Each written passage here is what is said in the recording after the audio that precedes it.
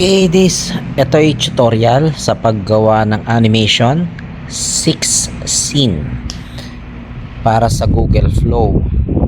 So, sisimulan natin ito sa pag-generate ng storyboard. So, pupunta ka ngayon kay Gemini. From Gemini, meron akong prompt na Geologs para maintindihan nyo na hindi kailangan professionalized master prompt to generate a storyboard or to command your AI. So, pinost ko na yan sa GC. Yung Gemini, gawan mo ako ng prompt. Yan. So, on this is meron siyang character base o yung corgi dog naka-yellow na t-shirt. So, bahala ka maglagay ng character mo. Pwedeng pusa, pwedeng aso. Bahala ka. It's up to you. Anong suot niyang damit, anong suot niyang sapatos, etc. So, this will create a master prompt na ikakabit naman natin kay ChatGPT para gumawa siya ng storyboard poster. So, i-generate ko na kay Gemini. So, kung makikita nyo, merong itong naka-black area na to. This is a master prompt for storyboard. Copy this. Then, punta ka ngayon kay ChatGPT. So, ang gagawin mo ngayon, open a new chat. Then, paste the prompt. Then, add a text. Create an image poster. Then, generate. Okay, this is now your storyboard. 6 scene storyboard with script, visual prompt, and motion prompt. So, ang gagawin mo ngayon is meron akong sinend na isa pang prompt para mag-create ng text-based scene para sa storyboard. So, ang gagawin mo, create a 6 scene script with narration, etc. etc. So, wala ka nang idadagdag dito, kakapit na lang ito para makakuha tayo ng voice over, visual prompt, tsaka motion prompt. Tatlong prompt ang gagawin niya. Generate.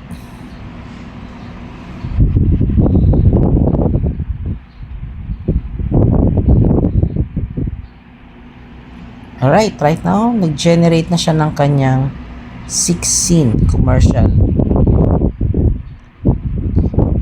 So, ito yung ginawa niya.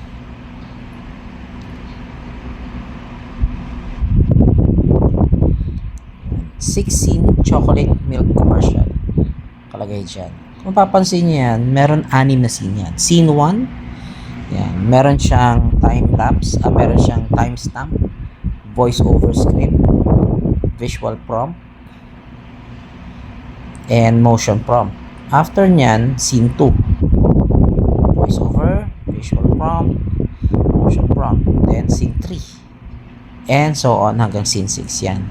So, ang gagawin mo ngayon, from this information, kukunin mo yung visual prompt. Gagawa ka ng picture, individual picture per scene using the visual prompt. So, kakopy mo yung visual prompt. Yung visual prompt lang, hindi nakasama yung motion prompt. Copy. Then, sa ilalim, paste mo. So, this is the already na paste ko na siya. Then, generate. So, ito na yung lumabas sa akin.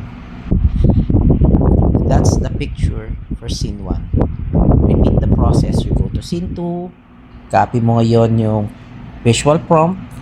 Aran ito, kinopy ko na yung visual prompt dito. Yan. Generate scene 2. So, yan yung scene 2. Tapos, scene 3. Kinopy ko rin yan. Then, scene 3. Scene 4. This is scene 4. Copy scene 5. And may dalawang choices. Pumili ako sa dyan. And the last one, copy yung visual prompt ng scene 6. Then, create a picture. This is scene 6. Lahat yan, isave mo ngayon sa gallery mo. Yan. Kung makikita nyo, nakasave mo yan sa gallery ko yan. Scene 1, scene 2, scene 3, scene 4, scene 5, scene 6. Alright. Now, you are ready to go to Google Flow. Open Google Flow. So, ang gagawin mo, i-paste mo lahat ng scenes 1 to 6. So, open mo siya, project.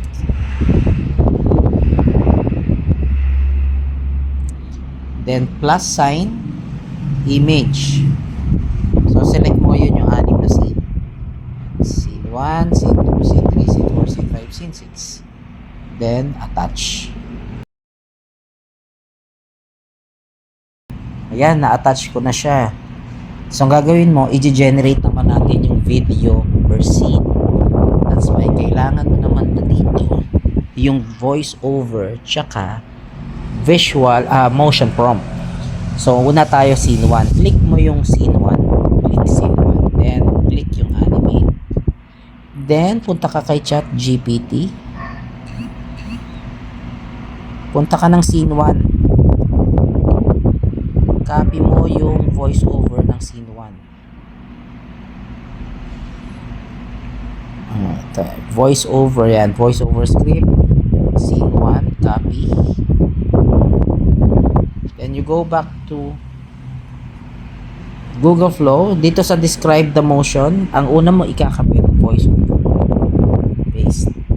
Tapos, gawa ka ng space. Para naman sa motion prompt. So, balik ka sa ChatGPT. I-copy mo naman yung motion prompt. Motion prompt. Yan. Copy. Then, dito sa ilalim ng script na may space, dyan mo i-paste yung motion prompt.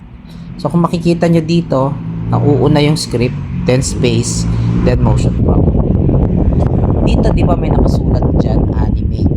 So, i-click mo yung animate na yan. Tapos, lagyan mo na, since landscape tayo, 16 by 9, 1, 8 seconds. Then, para makatipid sa credits, Veo 3.1 Lite. Then, what will I do? We will generate it. Generate.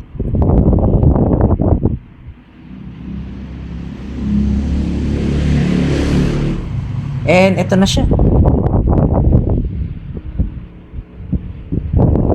Good morning! Ready ka na? Start your day with a smile and a delicious chocolate milk. Good morning! Diba? So, repeat the process. Scene 1, scene 2, scene 3, scene 4, scene 5, scene 6. So, what will happen is you will create 6 scenes with voiceover and motion. So, ito na yung scene 2. Look at that. So rich, creamy, and chocolatey. Ito na yung scene 3. One sip, and wow! Ang sarap! So, what will happen is save everything. Good morning! Ready ka? Example, ito yung video. May 3 dots sa taas. Download. 720. Then download. Then after nyan, mapupunta na yan sa iyong gallery. So, I have the 6 scenes here. So, kung meron ka ng 6 scenes na video, pupunta ka na ngayon sa third apps, which is CapCut. So, anong gagawin mo? New video. Tapos yung 6 na scene, isi-select mo. Scene 1, Scene 2, Scene 3, Scene 4, Scene 5, Scene 6. Then, add. Magkakasama na yan. Good morning! Ready ka na? Start your day with a smile and a delicious chocolate milk. Look at that. So rich, creamy. So, what will you do is to continue editing. Kay CapCut. Adjust mo tayo. adjust mo na yung resolution, yung volume, lagyan mo ng music background, lagyan mo ng transitions, lagyan mo ng fade ending, then save. And it's done. Ito na yung finished product na ginawa ko.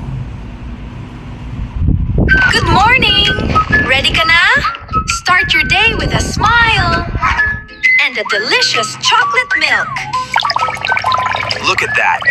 So rich, creamy, and chocolatey. Every sip feels extra special. One sip, and wow! Ang sarap! Instant happy! Instant chocolate milk moment! Now, let's go! Takbo, laro, have fun. Make every moment count. After all that fun, back to focus, back to learning. Chocolate milk, perfect anytime. Whatever your day brings, make it sweeter, make it happier. Chocolate milk, love it every day.